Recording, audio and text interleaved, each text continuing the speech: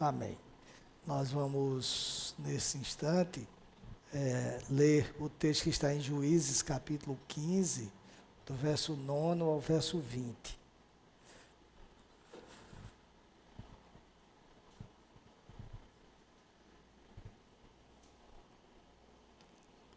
Juízes, capítulo 15, do verso 9 ao verso 20, que diz o seguinte: Então os filisteus subiram e acamparam em Judá, espalhando-se por Leí. Os homens de Judá perguntaram aos filisteus: Por que vocês estão nos atacando? Responderam: Viemos prender Sansão para fazer com ele o mesmo que ele fez conosco. Então 3.000 homens de Judá foram até a caverna da rocha de Etã e disseram a Sansão: Você não sabia que os filisteus dominam sobre nós? Por que então você nos fez isto? Ele lhes respondeu: Assim como fizeram comigo, eu fiz com eles. Os homens de Judá disseram a Sansão: Viemos para amarrar você, para o entregar nas mãos dos filisteus. Sansão disse: Jurem para mim que vocês não me matarão. Eles lhe disseram: Não, nós somente vamos amarrar você e entregá-lo nas mãos dos filisteus, mas de maneira nenhuma vamos matar você. Então amarraram com 2 cordas novas e o fizeram sair da caverna. Quando Sansão chegou a Leí, os filisteus foram gritando ao encontro dele. Mas o Espírito do Senhor de tal maneira se apossou de Sansão que as cordas que ele tinha nos braços se tornaram como fios de linho queimados. E as amarras que ele tinha nas mãos se soltaram. Achou uma queixada de jumento ainda fresca, pegou-a na mão e com ela matou 1.000 homens. E disse: Com a queixada de jumento, 1 montão, outro montão. Com a queixada de jumento, matei 1.000 homens. Quando acabou de falar, jogou fora a queixada, e aquele lugar foi chamado de Ramate-Leí. Sentindo muita sede, Sansão clamou ao Senhor e disse: Por meio de teu servo, deste esta grande salvação. Será que agora vou morrer de sede e cair nas mãos desses incircuncisos? Então o Senhor fendeu a cavidade que estava em Leí, e dela saiu água. Sansão bebeu, recobrou alento e reviveu. Por isso aquele lugar se chama Em-Acoré, até o dia de hoje. E Sansão julgou Israel nos dias dos filisteus durante 20 anos. Vamos orar mais uma vez. Senhor, nós pedimos que o Senhor tenha misericórdia de nós e fale aos nossos corações. Use-nos para o louvor da sua glória. Eu oro em nome de Jesus. Amém. Todos nós conhecemos bem a história de Sansão, porque é uma história pitoresca, talvez, uma história que, embora real, tenha umas pitadas de ficção. Não que ela seja ficção, mas parece ser. Tamanhos são os seus detalhes, serve de inspiração para muitos diretores de cinema escreverem roteiros sobre ela. Nós sabemos que a mãe de Sansão era estéril. Isso já foi visto aqui. E o Senhor abriu a madre dela e anunciou que o menino que iria nascer seria nazireu. A lei do nazireado, meus amados, consistia num voto, um voto de consagração ao Senhor. O capítulo 6 do livro dos Números descreve como deveria ser, como uma pessoa que fazia um voto de nazireu deveria proceder. E durante o período do voto, por exemplo, consta lá no capítulo 6 do livro dos Números, a pessoa não deveria beber bebida alcoólica, não deveria cortar o cabelo e não poderia se aproximar de um cadáver porque ficaria impura. E o objetivo do nazireado era justamente a pessoa se consagrar, ficar pura diante do Senhor. Ao final do período do voto, a pessoa oferecia ofertas ao Senhor e rapava a cabeça. No caso de Sansão, não houve um voto, porque foi Deus quem estabeleceu que ele seria nazireu. O Senhor disse para a mãe dele que a única restrição que aparece imposta pelo Senhor em relação a Sansão é que ele não poderia cortar o cabelo. Mas o Senhor também disse à mãe de Sansão que durante a gravidez ela não poderia beber bebida alcoólica nem comer coisa impura. E há comentaristas que dizem que estas restrições para a mãe de Sansão se estenderiam a ele. O relato da vida de Sansão nos leva a inferir que ele não levou muito a sério essa condição de nazireu. Talvez por não se tratar de um voto que tivesse sido feito por ele. Por isso é que há discussões por parte de muitos comentaristas se Sansão teria ou não quebrado o voto quando, por exemplo, ele tocou num cadáver de um leão. A história narra que ele se apaixonou por uma mulher filisteia e, certa feita, quando ia no caminho na direção dela, um leão o atacou e ele, com a força descomunal que tinha, rasgou o leão ao meio e o jogou lá no mato. Posteriormente, quando ele ia com os seus pais para a casa dessa moça para oficializar o noivado, ele sabia o lugar que tinha jogado os ossos do leão, então ele entrou lá no caminho e lá na ossada tinha se formado uma espécie de colmeia, vamos dizer assim. As abelhas tinham feito lá um ninho, não sei se chama de ninho, mas tinham feito lá a casa delas e tinha produzido mel. Então ele pegou o mel e deu para os pais sem dizer de onde era. E aí alguns estudiosos ficam questionando, ele não quebrou o voto de nazireu, se ele foi tocar num cadáver de um animal.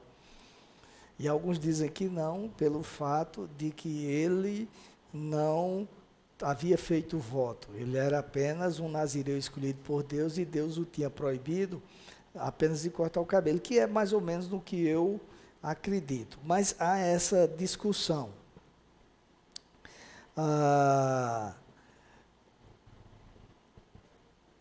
Bom, o fato é que Sansão não entendeu que Deus o havia escolhido para ser libertador de Israel. Quando Deus o fez nazireu, era para que ele tivesse o objetivo de julgar Israel.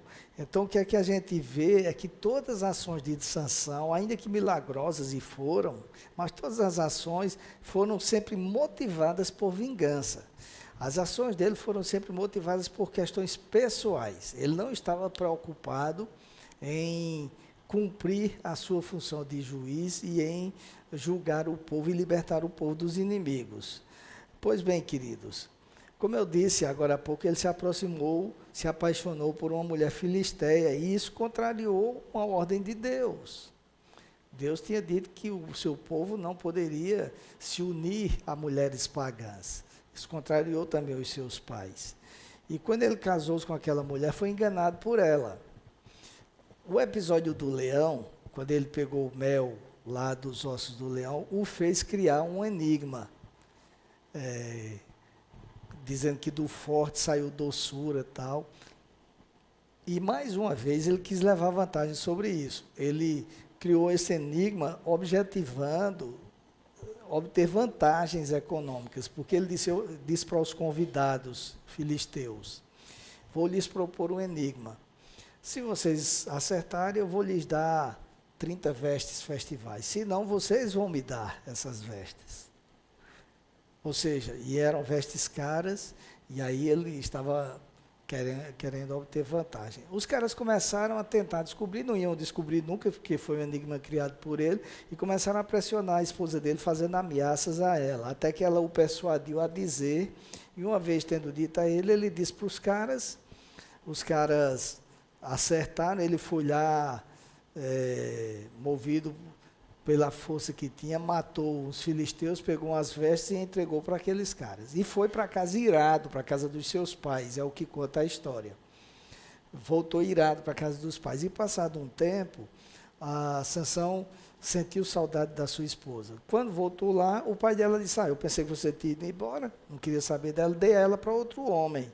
E aí, uma vez mais, Sansão ficou irritado e buscou se vingar disto.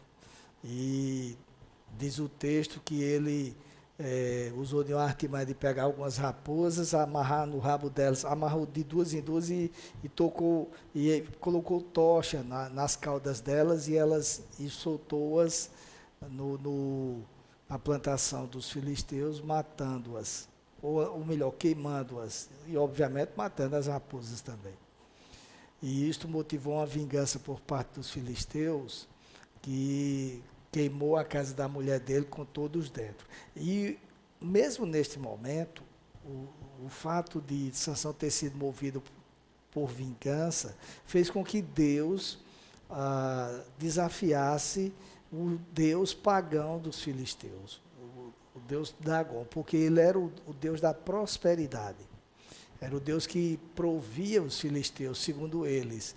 E uma vez sendo destruída toda a plantação de cereais dos filisteus, Deus estava humilhando aquele Deus pagão. Só que Sansão não estava ciente disso, estava fazendo isso porque queria humilhar o Deus filisteu. Ele estava movido por uma vingança muito grande. Como sempre ele agiu. E isto fez com que os filisteus saíssem ao encalço deles, e aí entra o povo de Israel no meio. Porque, na realidade, Sansão, queridos, era um reflexo de todo o povo, do distanciamento do povo de Deus. 3.000 homens de Israel, diz o texto que nós lemos, foram conversar com Sansão, saber o porquê dele estar provocando os filisteus. Eles disseram: você não sabe que eles dominam sobre nós? Por que você faz uma coisa dessa? Vejam que coisa incrível. E aí, eu comento isso daqui a pouco. Mas Sansão disse: olha, ratificou o que eu disse agora há pouco. Eu fiz com eles exatamente o que eles fizeram comigo. Eu me vinguei deles. E interessante que o que motivava os filisteus a irem à procura dele era também vingança. E ele pediu, como nós lemos aqui: só vos peço que não me matem. Não, nós vamos só entregá-los aos filisteus. Amarraram ele com 2 cordas novas, mas na hora em que foi entregue aos filisteus, aquelas cordas pareceram mais fios de linho queimados, e ele as rompeu com facilidade, e com a ajuda de uma queixada de um jumento que, pelo que o texto diz que era recente, ainda estava fresco, ou seja, era um cadáver.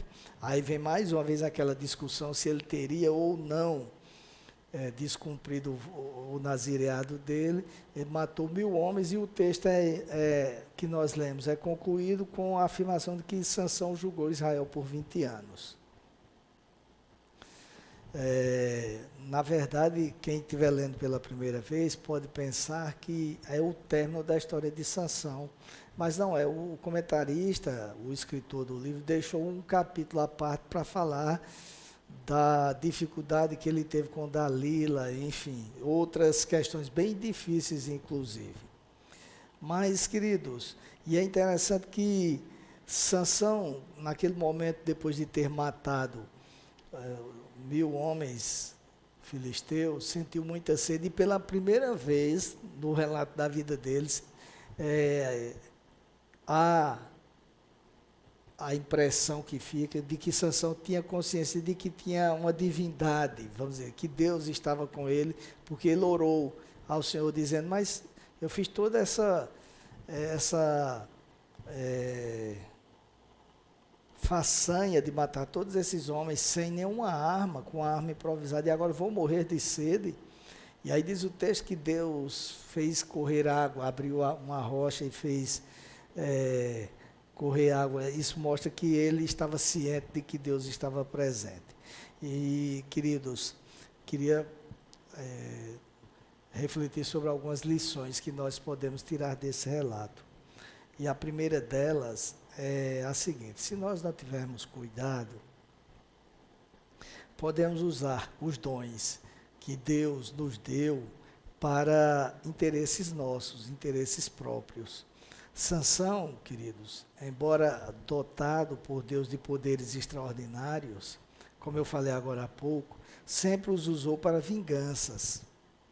Ao invés de usá-los para a libertação do povo israelita, ao invés de entender que ele tinha sido escolhido por Deus como libertador daquela nação, ele usou para interesses próprios. Deus nos dota de dons para a glória dele. Deus nos dá habilidades para a glória dele. Deus nos dá conhecimentos para a glória dele. E para que nós usemos tudo isso nos interesses dele. Isso não quer dizer que nós não possamos também desfrutar disto.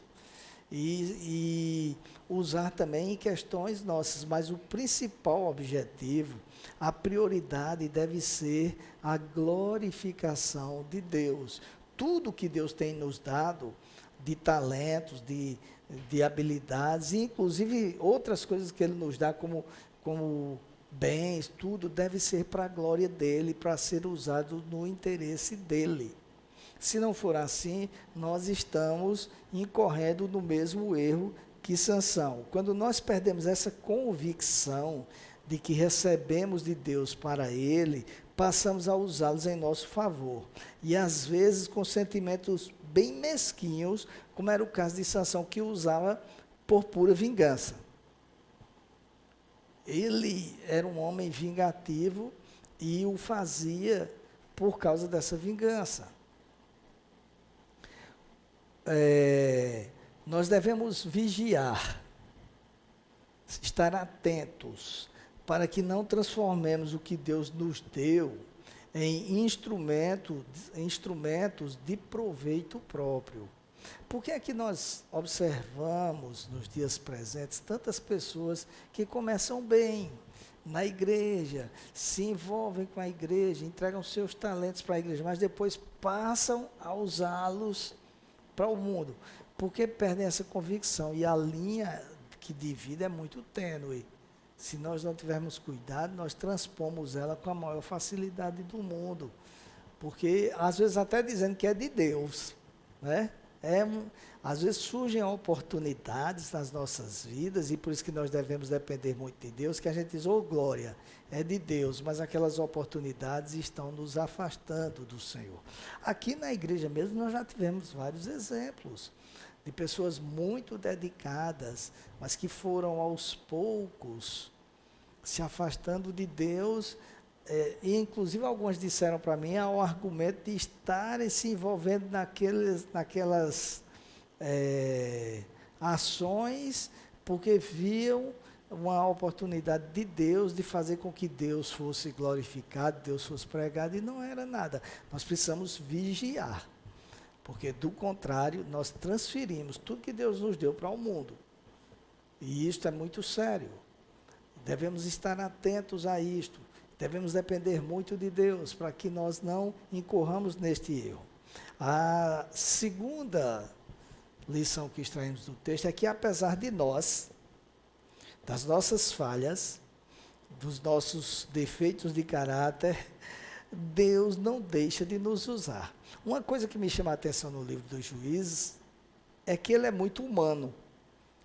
Todos os homens e mulheres que foram usados por Deus na libertação de Israel tinham muitas falhas. A gente tem visto isso aqui domingo após domingo. Cometiam muitos erros, agiam por impulso muitas vezes, e isto mostra o quanto somos falhos, mas apesar disto, Deus não deixou de agir em momento nenhum, nem deixou de cumprir a sua palavra. Apesar de Sansão não ter compreendido o propósito da sua força descomunal e não ter agido como deveria, Deus o usou para libertar o povo israelita, e diz o texto que nós lemos que ele foi juiz por 20 anos. Durante o seu período de magistrado, vamos dizer assim, a nação experimentou grandes livramentos, ainda que Sansão estivesse motivado por projetos pessoais. Mas quando, por exemplo, ele matou 1000 filisteus, ele estava eliminando os inimigos do povo israelita. todas as vezes, inclusive no momento da sua morte, ele estava livrando o povo do jugo dos filisteus. Por que é isto, queridos? Porque Deus vela sobre a sua palavra para cumprir. E quando ele prometeu que iria livrar o povo, ele livrou. E nós devemos estar atentos para isso. Por isso que no livro de Jó consta que nenhum dos propósitos de Deus pode ser frustrado. Porque, de fato, e isto acontece muito no livro dos Juízes, é até repetitivo, e muitas vezes eu tenho sido repetitivo aqui, porque o livro é repetitivo. A tônica do livro é essa: o povo se desvia, o povo se arrepende e Deus liberta. Mas se nós observarmos aqui no livro do Juízes, no capítulo da vida de Sansão, não tem clamor do povo por libertação. E Deus ainda assim agiu, que Deus havia prometido. Nos outros a gente vê, o povo de Deus se arrependeu, clamou ao Senhor, e o Senhor levantou fulano de tal. Não é o caso da história de Sansão. Não houve nenhum relato de arrependimento, mas ainda assim Deus agiu. E o herói que foi usado desta vez era, por assim dizer, um anti-herói nas suas práticas, mas não deixou de ser usado por Deus. E os propósitos de Deus foram cumpridos, porque eles sempre se cumprem. Não esqueça disso, meu amado irmão. Apesar de nós, Deus age. Apesar de nós, Deus continua Deus agindo, que é para que fique comprovado e todos nós nos cientifiquemos que não é por mérito nosso, não é por causa da nossa capacidade, nem das habilidades que temos, é somente por causa dele, e somente por causa dele. Em terceiro lugar, queridos, a gente aprende que por causa do distanciamento de Deus, a nação de Israel, ao invés de estar interessada no livramento de Deus, e não estava, tanto que não clamou ao Senhor por perdão ou por socorro, a nação só estava preocupada com os seus interesses próprios também. Então, repito aquilo que eu disse agora há pouco, as ações de Sansão eram um reflexo do seu próprio povo. O povo também era interesseiro, também estava preocupado somente com os seus fins. Naquele momento em que os filisteus, após verem a sua plantação queimada, se dirigiu até Sansão para matá-lo, para se vingar dele, diz o texto que 3.000 homens de Israel foram até Sansão e não ficaram do lado dele, não foram lá para apoiá-lo, não foram lá para dar uma força para ele. Pelo contrário, diz o texto que no verso 11, consta que eles perguntaram: por que então você nos fez isto? Você não sabia que os filisteus dominam sobre nós? Olha que oportunidade maravilhosa de acabar com o domínio dos filisteus. Você não sabia que os filisteus dominam sobre nós? Ficaram com raiva de Sansão, porque Sansão provocou os filisteus, quando na verdade eles poderiam ter dito: esta é a oportunidade que Deus está nos dando para que nós nos livremos desse domínio dos nossos inimigos. Mas não, eles ficaram indignados com Sansão e foram lá com o objetivo de entregá-lo aos seus inimigos. O espírito de escravidão era presente na vida deles, ao ponto de eles não perceberem o que Deus estava fazendo. Era para eles interessante fazer uma composição com os seus inimigos, comporem com os seus inimigos, para continuarem sendo dominados, mas viverem em paz e não buscarem a libertação. Eles pretendiam muito mais estar em harmonia com os filisteus, que Deus havia proibido que não, mas eles preferiam muito mais isso do que obedecer ao Senhor e romper qualquer relacionamento com o povo que tinha práticas contrárias aos mandamentos do Deus eterno. Meus amados, ainda assim, Deus agiu, como eu falei.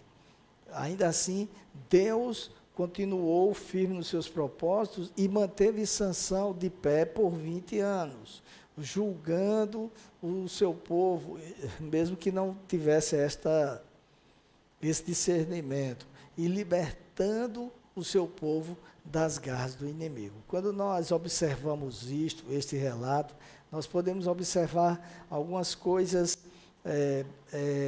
bem interessantes para encerrar esta breve prédica.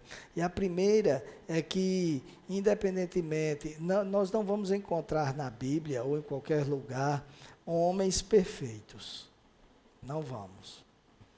Se nós estivermos, e aqui eu digo para nós aqui, esperando para servir a Deus apenas quando tivermos capacidade, tivermos uma vida que não nos leva a errar, nós não vamos servir nunca. Porque não existem pessoas perfeitas. E se Deus fosse escolher pessoas perfeitas para o servir, não teria ninguém. Tanto que quando precisou de um sacrifício vivo, puro, santo, teve que vir o seu filho, porque não havia um justo sequer na terra. Todos nós somos assim. E se Sansão, com todos os defeitos, foi usado, por que nós não podemos ser usados? Agora, nós precisamos ter a convicção que Deus nos chamou para isto. Então, às vezes eu vejo muitas pessoas talentosas, inertes nas igrejas, porque talvez não tenham ainda se dado conta de que Deus só quer um coração disponível para poder Deus fazer algo. Muitas vezes o coração cheio de falhas, mas disponível para que Deus possa usar. Então, a primeira coisa é essa, não esperemos, é claro que Deus não quer nos usar todo torto. Nós temos que querer ser consertados. Mas, se for esperar que sejamos perfeitos, só na glória. Só na glória. Deus nos, repito, quero deixar isso bem claro, Deus nos agracia com dons, com talentos, para que nós o usemos para a glória dEle. E aí, muitas vezes, nós estamos dando prioridades a tantas outras coisas e esquecemos do Deus que nos agraciou. Isto não pode continuar assim. Nós precisamos dar um freio de arrumação e pensar como anda a minha vida neste sentido. Como anda?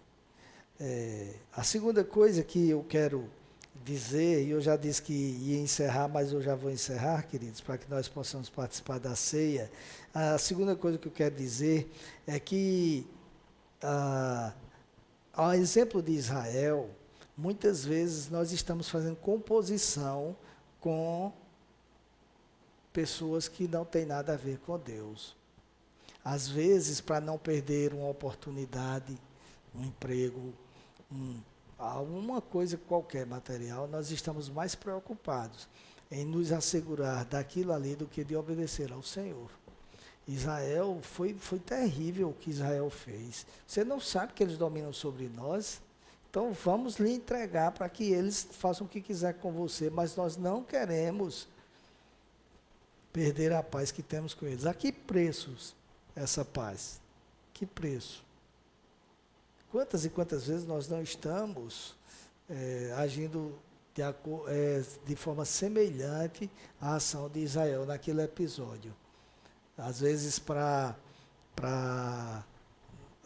obtermos alguma vantagem, que muitas vezes não vai muito longe. E por fim, queridos, mas não menos importante, é que nós, quando se age dessa forma, nós esquecemos que Deus é o Deus da provisão, é o Deus do cuidado, é o Deus do livramento, é o Deus que cuida de cada um de nós 24 horas por dia. Então, muitas vezes, para não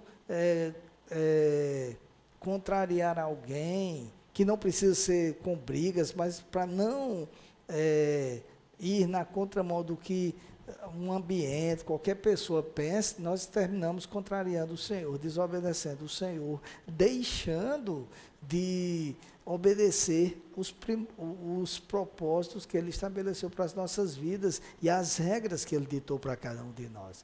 Deus não dita regras para nós, queridos, para que nós sejamos meramente ouvintes delas. Sabem por que as pessoas, como eu falei agora no princípio, sabem por que elas botam paredões estridentes, desrespeitando vizinhos, pessoas? Sabem por que motociclistas andam com canos de escapamento estourados? Será que não tem leis proibindo isso? Tem. Mas eles sabem que ninguém vai aplicar a lei, uma vez ou outra assim. Então fazem o que fazem porque não confiam, apenas entram no ouvido e saem no outro. Isso pode acontecer no mundo, mas não acontece no reino de Deus, porque a Bíblia é muito clara: o que o homem semear, isto também ceifará. Deus não se deixa escarnecer. Então, ainda que demore, mas vem. Então, nós precisamos lembrar que Deus é o nosso provedor, Deus cuida de nós, e por mais que estejamos perdendo alguma vantagem momentânea para obedecer ao Senhor, lá na frente Ele dará a resposta positiva para cada um de nós. Talvez o exemplo mais conhecido, biblicamente falando, entre tantos que há, mas talvez o exemplo mais conhecido seja, e outro dia eu citei isso aqui, seja o de José, não é? Ele poderia ter cedido a tentação da mulher do seu senhor, poderia ter se dado bem no Egito, mas eles, longe de mim pecar contra o meu Senhor e fazer isso. Sofreu por isto. Parece até que ter sido uma decisão tola, porque aquilo redundou em prisão, redundou em problemas maiores ainda. Mas vejam depois como Deus o recompensou, como Deus agiu em sua vida. Porque Deus, o que o homem semeia, o homem colhe, tanto coisas negativas quanto coisas positivas. Israel colheu os frutos negativos porque não confiava no Senhor. Vejam que paradoxo, o povo de Deus não confiava em Deus. Dependia mais das pessoas do que propriamente de Deus, e isso trouxe problemas graves para eles. Sansão colheu os frutos negativos, como nós veremos na próxima mensagem. Os frutos negativos da sua desobediência, do flerte que ele tinha com o pecado. E nós precisamos nos espelhar nesta lição de vida de Sansão para não incorrermos nos mesmos erros. Vamos orar? Senhor, tenha misericórdia de nós e nos ajude a vencer as tentações e a aplicar a Tua palavra em nossas vidas, a confiar em Ti e não fazer concessões que nos tragam problemas ainda maiores. Sim, Senhor, é isso que nós pedimos, não porque sejamos merecedores, até porque sabemos que não somos, mas porque o Senhor é misericordioso, gracioso, e como Daniel certa feita orou, nós pedimos isto não fiados nas nossas condições, mas nas Tuas muitas misericórdias. É assim que oramos agradecidos, em nome de Jesus. Amém.